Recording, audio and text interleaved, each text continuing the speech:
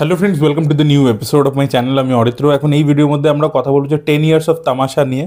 তো তামাশা নিয়ে আমার চ্যানেলে দুটো ভিডিও রয়েছে অলরেডি, যার মধ্যে একটি হচ্ছে হাউ তামাশা চেঞ্জ মাই লাইফ, যেটা আপনারা দেখতে পারেন, যেটা বেশ কিছু বছর আগে আমি বানিয়েছিলাম। তারপরে ওভার দ্য ইয়ার্স ক্রিয়েটিভ কাজ করতে করতে আমি বুঝেছিলাম যে মানে এই যে একটা ফ্রাস্ট্রেশন, বেদের যে ফ্রাস্ট্রেশনটা ছিল, সেটা কিন্তু আপনি এরকম নয় যে ক্রিয়েটিভ কাজ করতে শুরু করলেই সেটা শেষ হয়ে যাবে। ক্রিয়েটিভ কাজের যে জার্নিটা, সেটার মধ্যেও প্রচুর ফ্রাস্ট্রেশন আছে, চ্যালেঞ্জেস আছে, এবং সিনেমার সাথে রিয়ালিটির কী তফাৎ সেটা নিয়েও আমার একটা আন্ডারস্ট্যান্ডিং ওভার দ্য ইয়ার্স হয়েছে। এবং সেটা নিয়ে আমি আরেকটা ভিডিও বানিয়েছিলাম, স্টপ রোম্যান্টিসাইজিং বেদ বলে। তো এই দুটো ভিডিওই আমার চ্যানেলে রয়েছে, আমি লিঙ্ক দিয়ে দেবো ডেসক্রিপশনে, আপনারা গিয়ে চেক আউট করে দেখতে পারেন। প্রথম যে ভিডিওটা ছিল, যেটা মানে হাউ তামাশা চেঞ্জড মাই লাইফ, তো সেইটা হিন্দিতে রয়েছে, কারণ সেই সময় আমি হিন্দিতে বানিয়েছিলাম। আই থিঙ্ক 2019 ওই ভিডিওটা বানিয়েছিলাম, এবং তখন সেটা হিন্দিতে বানিয়েছিলাম। এবং পরবর্তী যে ভিডিওটা, যেটা প্রায় 3 বছর আগে বানানো, 2023 কি 22 বানিয়েছিলাম, যেটা হচ্ছে স্টপ রোম্যান্টিসাইজিং বেদ, তো সেটা বাংলাতেই ছিল। তো আপনারা সেই দুটো চেক আউট করে দেখতে পারেন। আর যারা দেখেছেন তারা জানেন, যারা আমার চ্যানেল প্রথম দিক থেকে ফলো করছে। তো আজকে 10 বছর তামাশা কমপ্লিট করলো। তামাশা প্রচণ্ড একটা কাল্ট ফলোয়িংওয়ালা ছবি, প্রচুর লোকে কথা বলে, প্রচুর লোকে লাইফ অ্যাকচুয়ালিতে চেঞ্জ করেছে, আপনারা যদি দেখেন, ইনক্লুডিং মি। তো আমি ভাবলাম যে আজকে যেহেতু 10 বছর কমপ্লিট হলো, রিভিজিট করি। তবে আজকে আমরা মোস্টলি ক্রিয়েটিভ অ্যাসপেক্টটা নিয়েই কথা বলবো। আজকে কিভাবে, মানে বাকি দুটো ভিডিও ছিল হচ্ছে যে রিয়েল লাইফের সাথে কী প্যারালালস ইত্যাদি, কীভাবে কাউকে ইন্সপায়ার করেছে, কী করেছে, সেগুলো নিয়ে কথা ছিল। বাট আজকে আমরা ক্রিয়েটিভ অ্যাসপেক্টটা, যে ইমতিয়াজ আলী কী করবার চেষ্টা করেছে, কী কী জিনিস আমি নোটিস করেছি। দেখুন, তামাশা নিয়ে প্রচুর রিলস হয়েছে, ঠিক আছে, প্রচুর রিলস হয়েছে ইনস্টাগ্রামে। বহু লোকে এগুলোর মধ্যে হয়তো কোনো না কোনো থিওরি নিয়ে হয়তো কথা বলে ফেলেছে। আমি আজকে 10 বছর পূর্তিতে আরেকবার ছবিটা দেখছিলাম, তো তখন আমি যে জিনিসগুলো নোটিস করেছি আমি সেগুলো নিয়েই কথা বলছি। এবার এর মধ্যে হতে পারে যে আপনারা কোনো একটা থিওরি হয়তো কোনো রিলসে দেখে ফেলেছেন, ঠিক আছে, তো সেটা রিপিট হয়ে যেতেই পারে, আমি জানি না আর কি। সেটা একটা থিওরি আমি রিল থেকেই নিয়েছি, মানে আমি রিল থেকে জেনেছিলাম, প্রথম রিল থেকেই নোটিস করেছিলাম, সেটা আমি বলেই দেবো আর কি। যখন মানে এই ভিডিওটা নিয়ে কথা বলবো তখন আমি বলেই দেবো সেটা। সব থেকে প্রথম কথা হচ্ছে যে বেদ ক্যারেক্টারটা, আপনি দেখবেন যখন এই অফিসের লাইফটা আমরা বেদের দেখতে পাই, যে মানে ও একটা কর্পোরেট রোবট টাইপের হয়ে গেছে, তো তখন দেখবেন ইমতিয়াজ আলী অনেকবার ওর মিরর শট নিয়েছে রণবীর কাপুরের। এবার এই যে মিরর শটসগুলো আছে, ও ব্রাশ করছে, ও আয়নার সামনে দাঁড়িয়ে রয়েছে, বা যখন দীপিকা ওকে ছেড়ে চলে যায়, ব্রেকআপ করে দেয়, ও যখন প্রপোজ করে, তখনও দেখবেন ও আয়নার সামনে গিয়ে দাঁড়িয়ে নিজের সাথে কথা বলে যে কোই বাত নেই বস, ऐसे भी ज़्यादा नहीं चलता, अच्छा हो गया छोड़ के चली गई, এই ধরনের কথা যখন বলছে, তখন দেখবেন Imtiaz Ali left hand side থেকে শর্টসগুলো নিয়েছে, ঠিক আছে, মানে রণবীর কাপুরের লেফট প্রোফাইলটাকে ক্যাপচার করেছে, ক্যামেরাটা লেফট হ্যান্ড সাইডে রণবীর কাপুরের বসে আছে, ঠিক আছে, মানে সেইখান থেকেই ক্যাপচারটা করেছে। সেটা কারণটা কি, এবার আপনারা যদি ব্রেনের ব্যাপারে পড়েন, আমরা দেখবেন একটা কথা আছে যে লেফট ব্রেন রাইট ব্রেন, এই একটা কথা আছে। তো লেফট ব্রেনকে বলা হয় হচ্ছে লজিক্যাল, যেটা হচ্ছে লজিক্যাল জিনিসপত্র সেগুলোর ওপর ফোকাস করে, আর রাইট ব্রেনকে বলা হয় হচ্ছে ক্রিয়েটিভ, ঠিক আছে। তো এই যে লেফট ব্রেন যখন ও অ্যানালিটিক্যাল হয়ে গেছে, যখন একটা কর্পোরেট রোবো, ও মাথা থেকে ভাবছে পুরো জিনিসটা, তখন কিন্তু ওর লেফট ব্রেন, এবং তখন ওই লেফট হ্যান্ড সাইড থেকেই শর্টসগুলো ইমতিয়াজ আলী ইচ্ছে করে ডিজাইন করেছে। মিরর শর্টস যতগুলো আছে সব লেফট হ্যান্ড সাইড থেকে রয়েছে। আর যখন বেদ রিয়েলাইজ করে যে ও অ্যাকচুয়ালিতে ওইটা নয়, ওকে এখান থেকে বেরোতে হবে, ওর এটাতে ইন্টারেস্ট নেই, ও he should do something else, ওর এই রিয়েলাইজেশনটা যখন হয়, এবং দেখবেন ও আংটিটা আবার ফেরত নেয়, ও ডিসাইড করে দীপিকাকে গিয়ে প্রপোজ করবে জাপান ইত্যাদিতে, তো তখন দেখবেন আরেকটা আয়নার সামনে শট আছে ইমতিয়াজ আলী রেখেছে, যেখানে ও আংটিটাকে আর কি লকেটের মতো করে পড়ছে, গলার মধ্যে তাবিজের মতো করে, এবং এরকম করছে আয়নার সামনে। তখন দেখবেন শটটা নিয়েছে রাইট হ্যান্ড সাইড থেকে, মানে এতক্ষণ ও লজিক্যালি ভাবতো, লেফট ব্রেনের আওতায় ছিল, এবার ও ক্রিয়েটিভলি ভাবছে, তাই জন্য রাইট ব্রেনের আওতায় গেছে, তাই জন্য রাইট হ্যান্ড সাইড থেকে শটটা নিয়েছে। তো এইটা নোটিস করলাম আমি, তো এইটা আমার খুব ভালো লাগলো। এটা কিন্তু পুরো through out the film maintain করেছে। আর এই যে হার্ট আর ব্রেনের ব্যাপারটা, এইটা হচ্ছে আমি রিল থেকে জেনেছিলাম, যে আগার তুম সাথ হো গানটার মধ্যে আপনার যদি কস্টিউমগুলো দেখেন রণবীর আর দীপিকার, তো রণবীর কাপুরকে একটা স্কিন কালারের মতো সোয়েটার দেওয়া হয়েছে, আর দীপিকা পাডুকোন রেড কালারের একটা সোয়েটার পরে আছে। তো এখানে বেসিক্যালি দীপিকা পাডুকোন হচ্ছে হার্ট, এবং রণবীর কাপুর হচ্ছে ব্রেন, ঠিক আছে। তো ওই হার্ট আর ব্রেনের যে লড়াইটা, সেটাকেই আর কি ওই গানটার মধ্যে পোর্ট্রে করেছে। এই ইনফরমেশনটা কিন্তু আমি একটা রিল থেকে জেনেছিলাম, একটা রিলে আমি দেখেছিলাম ব্যাপারটা, এবং সেই যে একটা হার্ট আর মাইন্ডের মধ্যে যে কনফ্লিক্টটা হচ্ছে, যেটা বেদের লাইফেও হচ্ছে, সেটা আমরা বেসিক্যালি আগার তুম সাথ হো গানটার মধ্যে দেখতে পাই। আচ্ছা, এছাড়া এই যে হার্টটার ওপর হার্টটাকে লাল কালার দিয়ে এমফাসিস করা, এটা কিন্তু সিনেমাতে আরও অনেক জায়গাতে রয়েছে, এটা আমি আজকে নোটিস করলাম, মানে ওই রিলটা দেখে ওইটা আগার তুম সাথ হো গানটার ব্যাপারে জেনেছিলাম, বাট আজকে ছবিটা দেখবার সময় আমি নোটিস করলাম যে বেদ দেখবেন যখন এই কর্পোরেটে কাজ করছে, ওকে কর্পোরেট রোবো হিসাবে দেখাচ্ছে, ওর লাইফটা is controlled by other people, তখন দেখবেন ও সবসময় না, মানে একটা মানে ধরুন উপরে কোট পরেছে, তার ভিতরে সোয়েটার পরেছে, তার ভিতরে জামা পরেছে, টাই পরে আছে, তো অনেক জামা দিয়ে অ্যাকচুয়ালি ও নিজের পার্সোনালিটিটাকে লুকিয়ে রাখে, সেটা ইমতিয়াজ আলী বোঝানোর জন্য ওকে প্রচুর প্রচুর ড্রেস পরিয়েছে। আর দেখবেন কর্সিকাতে যখন বেদ থাকে তখন কিন্তু ও জ্যাকেটের এরকম পুরো চেন ফেন খোলা, ঠিক আছে, এত বেশি জামা টামা পরে নেই, দেখবেন একদম ওপেন খালি ফ্রিলি রয়েছে। কিন্তু যখনই ওকে কর্পোরেটের ওয়ার্ল্ডে আমরা দেখতে পাই তখন কিন্তু ও বেশি বেশি করে জামা মানে পরে রয়েছে।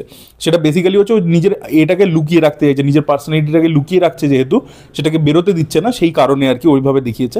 আর আরেকটা জিনিস নোটিস করবেন যে বাকি যে কটা সিন আছে, আচ্ছা ইমতিয়াজ আলী না টাইটাকে কর্পোরেট স্লেভারির একটা মানে হিসেবে সিম্বল হিসেবে দেখায়। এটা হ্যারি মেট সেজালেও রয়েছে, শাহরুখ খান দেখবেন হ্যারি মেট সেজালেও আয়নার সামনে দাঁড়িয়ে টাই পরে, ঠিক আছে। আর এখানেও এই তামাশাতেও সেটা দেখিয়েছিল। তো বেসিক্যালি যে কর্পোরেট স্লেভ, তুমি একটা কোম্পানির অধীনে, তোমার লাইফটা একজন কেউ কন্ট্রোল করছে, সেটাকে ইমতিয়াজ আলী বারবার ওই টাই দিয়ে বোঝায়। তো এখানে দেখবেন টাইয়ের ওপর এমফাসিসও আছে, ওর বস ওকে বলে যে টাই পরিস নি, টাইটা পর এক্ষুনি, ওকে প্রেজেন্টেশন দেওয়ার আগে টাই জোর করে পড়ায় আর কি। তো ও ইভেন রণবীর কাপুর বলতে যায় যে কী হয়েছে টাই না পড়লে, তো সেখানে ওকে ঝাড়েও আর কি। তো এই ব্যাপারগুলো রয়েছে। এবার নোটিস করবেন প্রত্যেকটা সিনে ও যে টাইটা পরে আছে সেগুলো অন্য কালারের। যেখানে প্রথমবার ও ধীরে ধীরে একটু একটু ওর মধ্যে চেঞ্জ আসতে শুরু করে, ও একটু মানে কনফ্লিক্টিং ওর মধ্যে ব্যাপার আসে আর কি, ও একটু মিসবিহেভ করতে শুরু করে ওর বসের সাথে, বা দেখবেন একটা বোর্ড রুমে ও একটা প্রেজেন্টেশন দিতে দিতেও মানে অদ্ভুতভাবে বিহেভ করতে শুরু করে, মানে বিভিন্নভাবে ও ট্রিগার হতে থাকে।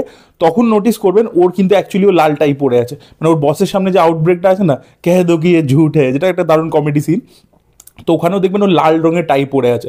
তো বেসিক্যালি ওখান থেকে ধীরে ধীরে ওর মনটা টেক ওভার করতে শুরু করছে, তাই জন্য লালটাকে ওখানে এমফাসিস করেছে। অন্য সময় কিন্তু অন্য কালারের টাই, বাট এই সময় যে টাইটা পড়েছে সেটা লাল রঙের আর কি, ঠিক আছে। মানে অ্যাকচুয়ালি ওর হার্টটা আর কি এবার ধীরে ধীরে ওর মনের কথাও শুনতে শুরু করেছে, তাই জন্য ওখানেও কিন্তু লালটাকে এমফাসিস করেছে। আর দেখবেন প্রথম যেখানে সিনেমাটা শুরু হচ্ছে, যেখানে সিনেমাটা শেষ হচ্ছে স্টেজের উপরে, সেখানে দেখবেন যে মানে ও একটা রোবটের চরিত্র প্লে করে বেদ, আর দীপিকা একটা জোকারের চরিত্র প্লে করে। তো সেখানেও কিন্তু রণবীর কাপুরের যে যে এটা পরে আছে রোবোটিক কস্টিউমটা, তার উপরে যে হার্টটা, সেটাকে একদম পুরো লাল দিয়ে এমফাসিস করে দেখিয়েছিল।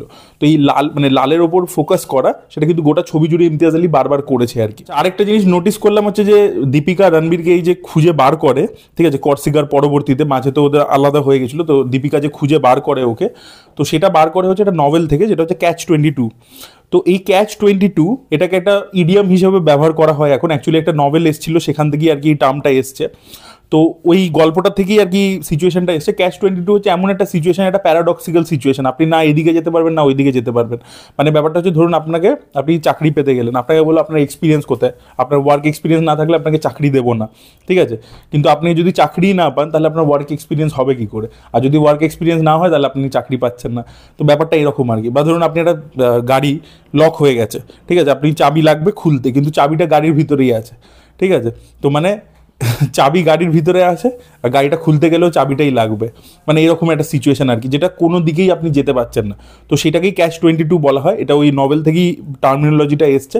এবার এদের লাইফটা আপনি বুঝতেই পারছেন কেন ও Catch-22 পড়ে, বিকজ ওর লাইফটা ওরকম আর কি, আর প্যারাডক্সিক্যাল সিচুয়েশনেও ফেসে গেছে, না এইদিকে যেতে পারছে না ওইদিকে যেতে পারছে। তো সেই কারণে ওই বইটা, আর ওইটা থেকেই আর কি দীপিকা ওকে খুঁজে বার করে। তো সেই কারণে ওই Catch-22 বইটাকে ওখানে প্লেস করা হয়েছে, যে বেদের লাইফটার সাথে দেখানোর জন্য। আর আরও একটা ব্যাপার হচ্ছে কি, কেন এত দেশ থাকতে কর্সিকাটাকে সিলেক্ট করেছে একটা লোকেশন হিসেবে ইমতিয়াজ আলী, যেখানে বেদ ঘুরতে গেছে। বিকজ কর্সিকার ইতিহাসে যদি আপনারা পড়েন, কর্সিকার ওপরে ব্রিটিশ থেকে শুরু করে, ফ্রেঞ্চ থেকে শুরু করে, গ্রিক থেকে শুরু করে, রোমান থেকে শুরু করে বিভিন্ন দেশ আক্রমণ করেছে বিভিন্ন সময় কর্সিকার দেশ বিভিন্ন লোকের অধীনে ছিল, ঠিক আছে। তো কর্সিকান লোকজনের তাদের নিজের ওই আইল্যান্ডটার ওপর নিজেরই কন্ট্রোল ছিল না কোনোদিনও। এবার বেদের লাইফটা তাকিয়ে দেখুন, বেদ কিন্তু চিরকাল ওর বাবা ওকে যেটা বলে দিয়েছে যে ইঞ্জিনিয়ারিং পড়তে হবে, MBA করতে হবে, কর্পোরেটে চাকরি করতে হবে, সেখানেও গিয়ে ওর বস ওর লাইফটা কন্ট্রোল করছে। দেখুন ও চিরকাল অন্য লোকের অধীনে ছিল, ঠিক আছে। ওর লাইফটা ও নিজে চালনা করছে না, অন্য কেউ চালনা করে দিচ্ছে।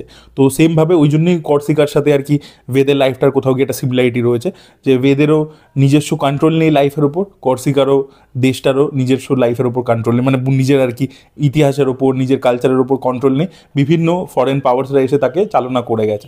তো এই কারণে কর্সিকাটাকে বেছে নেওয়া। আরেকটা জিনিস নোটিস করলাম ছবিটা দেখতে দেখতে, এটা আগেও দেখেছিলাম যে এক হচ্ছে যে দীপিকা যখন আবার মানে রণবীর কাপুরের সাথে দেখা হয়, যখন ও দিল্লিতে কর্পোরেটে চাকরি করছে, তখন দেখবেন দীপিকা ওর সাথে মানে কিছুদিন মিশতে মিশতে ওর লাইফটা বোরিং হয়ে যায়। ও বুঝতে পারে যে এই বেদটা ওই বেদ নয় যার সাথে ওর কর্সিকাতে দেখা হয়েছিল। তো সেই জিনিসটাও ফিল করতে পারে। তো ধীরে ধীরে সেটা একটা মনোটনি সেট হয়ে যায়। সেটা আমরা বিভিন্ন শর্ট দেখবেন ইমতিয়াজ আলী বারবার ওই যে দীপিকা এরকম বাই করছে সেই শর্টটা দিয়ে বোঝায় এবং এর এক্সপ্রেশনসগুলো চেঞ্জ হতে থাকে। তো সেটা তো রয়েছেই ডেফিনেটলি, সেটা তো সিনেমার মধ্যে আমরা দেখেছি। কিন্তু আরও একটা জিনিস দেখবেন যে দীপিকা এই যে যে জায়গাটা থেকে টাটা করছে বাই করছে বেদকে, আর বেদ বারবার যাওয়ার সময় এরকম ঘড়ি দেখতে থাকে। তো ও একদম পুরো ক্লক ওয়াইজ চলে আর কি, মানে কাইন্ড অফ একটা জেলের মধ্যে বন্দি আছে যেখানে একটা টাইম লিমিট আছে, সব কিছু আপনাকে টাইম অনুযায়ী করতে হবে। এবং দীপিকা ওর সাথে মিশে সেও কিন্তু এরকম একটা জেলের মধ্যেই চলে আসছে। কেন?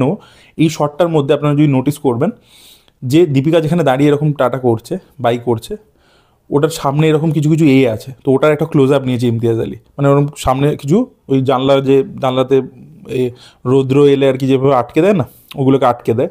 তো এইগুলো রয়েছে জানলার, তো সেইখান থেকে শটটা নিয়েছে। এমন মনে হচ্ছে যেন দীপিকা জেল বার্ডসের ভিতরে দাঁড়িয়ে রয়েছে।